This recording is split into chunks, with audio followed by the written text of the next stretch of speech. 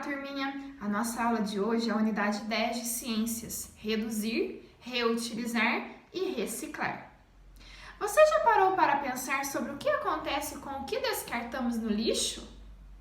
Para onde vão os restos de alimentos, objetos, embalagens, brinquedos e tantos outros itens que não serão mais utilizados? Tudo que é descartado após ser usado pelos seres humanos em qualquer atividade chamamos de resíduo.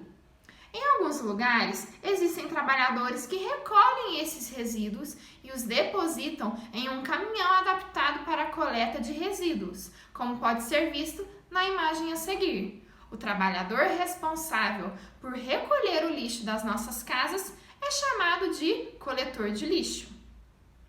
O que acontece com os resíduos quando os colocamos para fora de casa?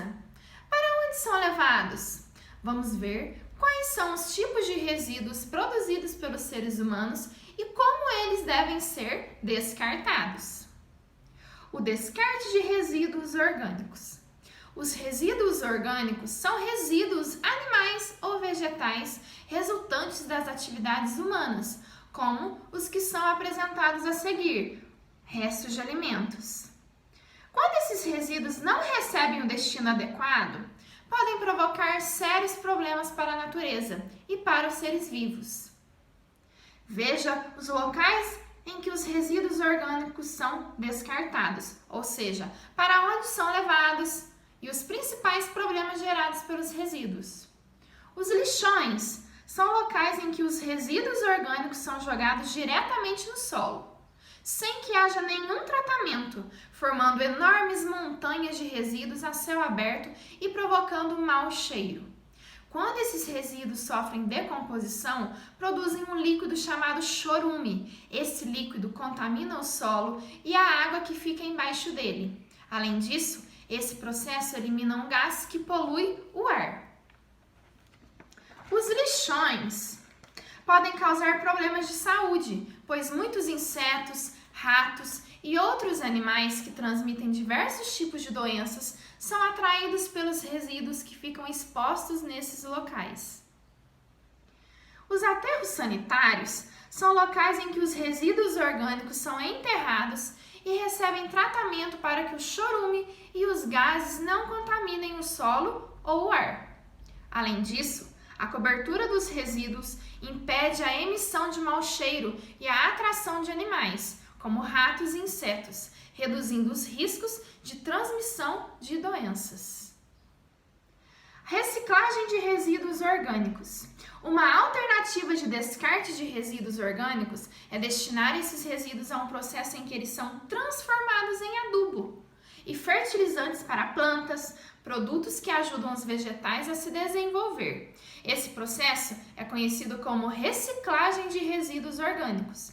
Na página 97, nós temos um quadro Você Sabia? Que a gente mostra aí para vocês o símbolo da reciclagem. Deem uma olhadinha lá. Agora nós vamos falar sobre o descarte de materiais de origem artificial.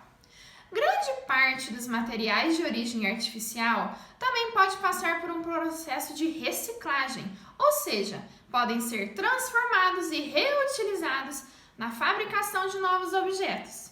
Esses materiais, quando descartados, são chamados de resíduos recicláveis secos, e os principais são metal, vidro, papel e plástico. O símbolo da reciclagem e resíduos recicláveis secos: metal, plástico, papel e vidro. A coleta seletiva.